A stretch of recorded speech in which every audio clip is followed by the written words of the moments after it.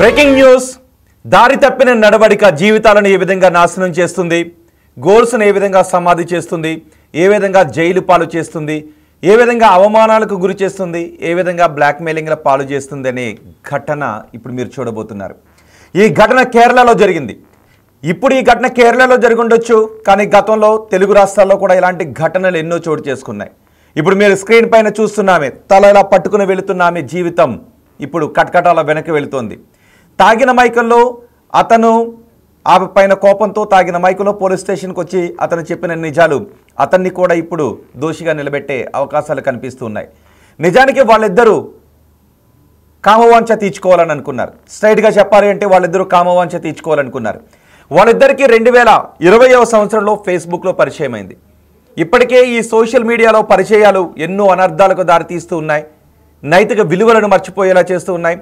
మానవ సంబంధాలను, రక్త సంబంధాలను మట్టి కలిపేస్తున్న ఘటనలు చోటు చేసుకుంటూ ఉన్నాయి. ఇక్కడ తప్పెవరిది, ఏం చేశారు అన్న దానికంటే ఈ సోషల్ మీడియాలో సంబంధాలు ఎటువంటి రిలేషన్స్కి దారితీస్తూ ఉన్నాయి, దాని కారణంగా ఎటువంటి పరిణామాలు చోటు చేసుకుంటూ ఉన్నాయి, ఆ తర్వాత జీవితం ఏ విధంగా బుగ్గి పాలైపోతుందో మీకు స్పష్టంగా చెప్పాలనుకుంటున్నాను. ఈ ఘటనను చూసిన తర్వాత మీకేమనిపిస్తుందో మీరు కమెంట్ బాక్స్లో తెలియచేయండి. వాళ్ళిద్దరికీ ఇప్పుడు మీరు బిగ్ టీవీ స్క్రీన్ పైన చూస్తున్నారు కదా, వాళ్ళిద్దరికీ 2020 సంవత్సరంలో ఎఫ్బీలో పరిచయం అయింది. ఆ పరిచయం కాస్త ప్రేమకు అనే కంటే కామానికి దారితీసింది. ఇద్దరు ఈ 5 ఏళ్ల నుంచి కామంలో మునిగిపోయారు. అతను ఒక ప్లాన్ చేసుకున్నాడు. నిజానికి వీళ్ళిద్దరూ పెళ్లి చేసుకుని జీవితాన్ని లీడ్ చేద్దామని అనుకుంటే వీళ్ళ జీవితం ఇప్పుడు వేరే విధంగా ఉండేది. కేవలం వీళ్ళు అనుకున్నారు పడక సుఖాన్ని మాత్రమే పంచుకుందాం, బెడ్ని మాత్రమే షేర్ చేసుకుందాం, జీవితాన్ని కాదు అని వీళ్ళ మనసులో ఒక క్లారిటీ ఉంది. ఆమె అతని పైన మోజు పడింది, అతను ఆమె పైన మోజు పడ్డాడు.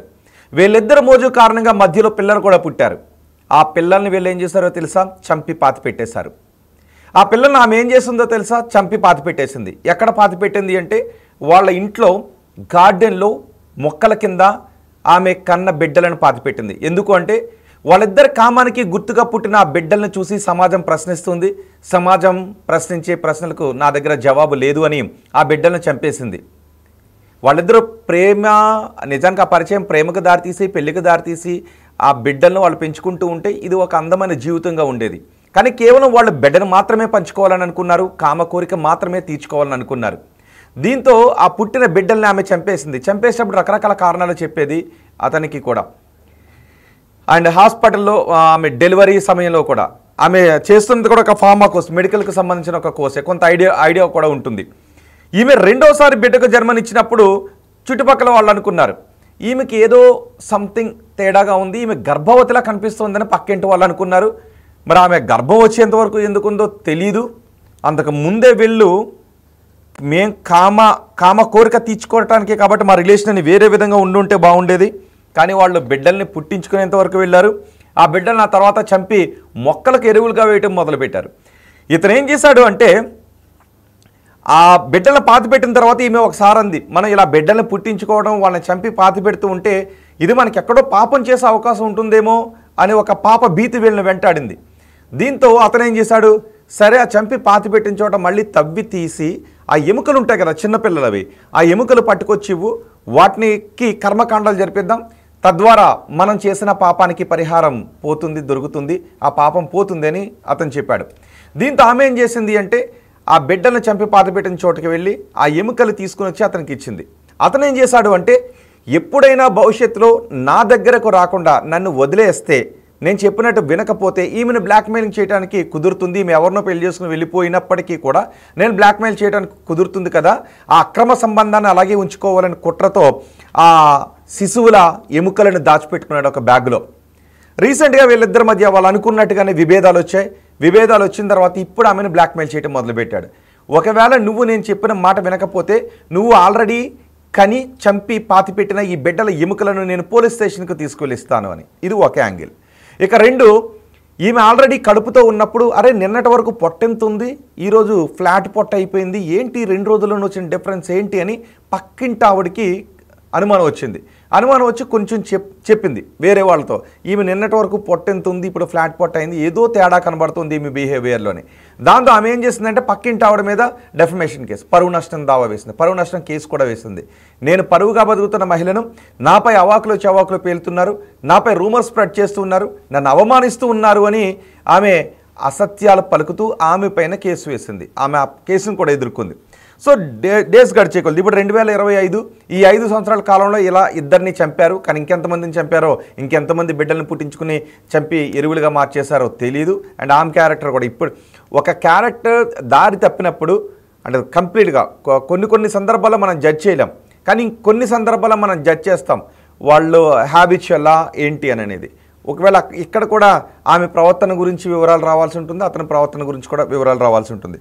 సో ఇతను ఏం చేశాడంటే ఇక్కడ నమ్మకం, మీరు గుర్తుపెట్టుకోండి, ఎప్పుడైనా ఎవరినైనా మనం నమ్మి అన్నీ చెప్పేశాము అని అనుకుంటే వాళ్ళ భవిష్యత్తులో ఆ నమ్మకాన్ని ఆసరాగా చేసుకుని ఏ విధంగా బ్లాక్మెయిలింగ్ గురవుతారు అనే యాంగిల్ కూడా ఇక్కడ. ఈమె నైతికత, అతని క్రెడిబిలిటీ, ఇవన్నీ కూడా ఇక్కడ మనం చర్చించుకోవాలి. అందుకే నేను ఇక్కడ ఎవరిని తిట్టాలి అని అనుకోవడం లేదు, ఏమనుకోవట్లేదు. జరిగింది ఏంటో మీకు చెప్పాలనుకుంటున్నాను, దీన్ని మీరే ఎలా జడ్జ్ చేస్తారో చేయండి. ఇలాంటి వాళ్ళు ఇక్కడ కూడా కనబడుతూ ఉంటుంటారు. కాబట్టి అతన్ని నమ్మి ఇవ్వడం ద్వారా అతను ఆ ఎముకలను కర్మకాండ జరిపించలేదు, దాచుకున్నాడు. ఎప్పుడైనా భవిష్యత్తులో ఈమె నా పక్కకి రాకపోతే, నా బెడ్ పైకి రాకపోతే అప్పుడు ఈమెను బ్లాక్మెయిల్ చేద్దామని. రీసెంట్గా ఈమె ఏం చేసింది అంటే అతన్ని రానివ్వడం లేదు. దీంతో కోపం వచ్చిన అతను ట్రై చేశాడు, ఈమె అతన్ని దగ్గరికి రానియట్లేదు. మీకు గుర్తుంది కదా, ఆల్రెడీ 2 శిశువులను చంపి ఆ ఎముకలు తీసి వాడి చేతికి ఇచ్చింది కదా, ఇప్పుడు ఆ ఎముకలను దాచిపెట్టుకున్నాడు. బాగా తాగి పోలీస్ స్టేషన్కి వచ్చాడు. ఇదిగో ఆమె ఇలా నవజాత శిశువులను బిడ్డలను పుట్టించుకుని చంపి పాతి పెడుతుందని పోలీస్ స్టేషన్లో ఇచ్చాడు. అవాక్కైన పోలీసులు వెళ్ళి ఆమెని అరెస్ట్ చేసి తీసుకొచ్చారు. ఇప్పుడు ఆమె పోలీసుల అదుపులో ఉంది. ఇంకా ఎవరైనా పిల్లల్ని అలా చేసిందా, ఇంకెంతమంది బిడ్డల్ని ఇలా పుట్టించుకొని కామ కోరిక తీర్చుకొని బిడ్డలను పుట్టించుకొని మొక్కలకి ఎరువుగా మార్చేశారు, ఇలా ఎంతమందిని చేశారనే విషయం పైన పోలీసులు ఆరా తీస్తున్నారు. సో ఇక్కడ మనకి నైతికత ఉంది, నైతికత ప్రశ్నించబడుతూ ఉంది, అలాగే క్రెడిబిలిటీ ప్రశ్నించబడుతూ ఉంది. ఇలాంటి ఆలోచనలతో ఎవరైనా ఉంటే సమాజంలో రకరకాల ఆలోచనలతో ఉండే వాళ్ళు ఉంటారు కదా.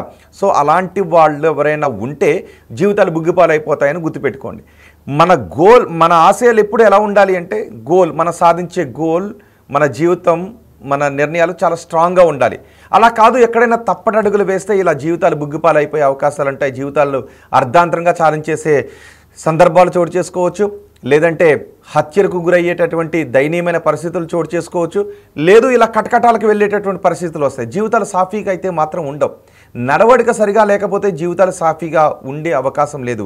అలాంటి ఘటన ఇప్పుడు కేరళలో చోటు చేసుకుంది. ఇంతలా ఎందుకు చెప్తున్నాను అంటే సమాజంలో చాలా అభిప్రాయాలు, ఒక్కొక్కరిదే ఒక్కో అభిప్రాయం, ఒక్కొక్కరిదే ఒక్కో నడవడిక. ఎవరైనా నీ నడవడిక ఇలా బాగాలేదు, జీవితం పాడైపోతుందని చెప్తే వినరు. నువ్వు నాకు చెప్పడం ఏంటి, నా జీవితం గురించి నాకు తెలుసు, నేను ఎవరి మాట వినను, నేను ఎలా ఉండాలనుకుంటున్నానో అలాగే ఉంటాను అని చాలా నీతి కబుర్లు చెప్తుంటుంటారు. కానీ ఒకసారి అద్దం ముందుకు వెళ్ళి ముఖం చూసుకుని నేను ఎలా ఉన్నాను అని ఆలోచిస్తే వాళ్ళ అంతరంగం బయటపడుతుంది. అప్పుడు మారకపోతే ఇలా కటకటాల వెనక్కి వెళ్ళే అవకాశం ఉంటుంది, లేదా ఏదో క్రైమ్లో ఇన్వాల్వ్ అవ్వాల్సిన సందర్భాలు వస్తాయి, లేదు హత్యలకు గురి కాబడే దయనీయమైన సందర్భాలు వస్తాయి, బలవన్మరణానికి పాల్పడే దయనీయమైనటువంటి సందర్భాలు చోటు చేసుకుంటుంటాయి. ఇలాంటి ఘటన గతంలో తెలుగు రాష్ట్రాల్లోనూ చోటు చేసుకుంది. సో ఇక్కడ నిజానికి ఏమైనా తల్లి అని కూడా అనలేం, కేవలం అతనే దగ్గరికి ఎందుకు వెళ్ళింది అంటే కామ కోరికతోనే అతని దగ్గరికి వెళ్ళింది. వీళ్ళిద్దరూ కామాన్ని మాత్రమే తీర్చుకోవాలనుకున్నారు, జీవితాన్ని పంచుకోవాలని అనుకోలేదు. కానీ ఎంతో జీవితం ఉంది కదా. ఈమెకి ఎన్ని ఇయర్సో తెలుసా? కేవలం 23 సంవత్సరాలు, వాడికి 27 సంవత్సరాలు. 27 సంవత్సరాలు 23 సంవత్సరాల వయసులో ఇప్పుడు వీళ్ళ జీవితం బుగ్గిపాలైపోయింది. రేపటి నుంచి వీళ్ళు కటకటాలు లెక్క పెట్టాల్సి వస్తుంది. బహుశా వాళ్ళు కలిసే ఆ క్షణాలని, ఆ కామ క్షణాలని లైఫ్ అనుకుని గుర్తుపెట్టుకుని ఉండుంటారు. కానీ ఇక్కడ నుంచి అవన్నీ ఎలా మారుతాయి, మనకి గడిచిపోయినటువంటి జ్ఞాపకాలన్నీ కూడా స్వీట్ మెమరీస్గా ఉండాలి, అంతే కదా. కానీ గడవబోయేటటువంటి క్షణాలను చేదుగా మార్చేటటువంటి ఘటనలుగా మారకూడదు. అంటే మన లైఫ్ ఎలా ఉండాలి అనేది మనమే డిసైడ్ చేసుకోవచ్చు. ఇక్కడ వీళ్ళిద్దరూ కేవలం పడక సుఖాన్ని మాత్రమే కోరుకున్నారు. ఆ పడక సుఖం కారణంగా ఆ మోజు కారణంగా పుట్టిన బిడ్డలను నిర్దాక్షిణ్యంగా చంపి పాతిపెట్టేశారు. అలా అడిగిన వాళ్ళపై డెఫమేషన్ కేసులు వేశారు. వీళ్ళిద్దరి మధ్య ఇలాంటి పడక సుఖం కామ కోరికలు ఉన్నప్పటికీ వాడిలో ఎక్కడో అనుమానం ఉండేది, ఈమె ఎప్పుడైనా నన్ను వదిలి వెళ్ళిపోతే బ్లాక్మెయిల్ చెయ్యాలి అని. సో ఇప్పుడు వాడు అదే చేశాడు, ఆమె ఇప్పుడు కటకటాలు లెక్క పెట్టాల్సి వస్తుంది. సో ఈ ఘటన విన్న తర్వాత ఇప్పుడు మీకు ఏమనిపిస్తోంది? ఇక్కడ నైతికత, క్రెడిబిలిటీ, దారి తప్పడం, జీవితానికి ఒక ఆశయం లేకపోవడం, ఆశయం లేకుండా చాలామంది ఓన్లీ కామపరమైన ఆలోచనలు మాత్రమే చేస్తుంటుంటారు. ఈ క్షణం గడిచిపోతే చాలు, ఈ క్షణం తిన్నామా, పడుకున్నామా, లేచామా అని ఉంటే జీవితాలు బుగ్గిపాలు అయిపోతూ ఉంటుంటాయి. బయటికి కనిపించేది ఒకటి ఉంటుంది చాలామందికి, లోపల వాళ్ళు ఆలోచించేది ఒకటి ఉంటుంది. ఇలాంటి ఉన్నప్పుడు నేరపూరిత మనుషులుగా మారే అవకాశాలు ఉంటాయి, జీవితాలు హార్త కర్పూరంగా మారిపోయే అవకాశాలు ఉంటాయి. సో వీళ్ళ ఘటన చూసిన తర్వాత చాలా యాంగిల్స్ వచ్చాయి కదా, అందుకే ఇంత విడమర్చి చెప్పాను. ఇంత కథ రూపంలో ఇలా చెప్పడానికి కారణం కూడా ఇదే. ఒకవేళ తప్పడడుగులు వేస్తే మిమ్మల్ని ఎవరైనా బ్లాక్మెయిల్ చేసే అవకాశం ఉంటుంది, వాటి కారణంగా జీవితాలు బుగ్గిపాలైపోయే అవకాశం ఉంటుంది. ఆమె జీవితంలో, అతడి జీవితంలో జరిగింది అదే. ఈ ఘటన విన్న తర్వాత మీకు ఏమనిపిస్తుందో కమెంట్ బాక్స్లో తెలియచేయండి.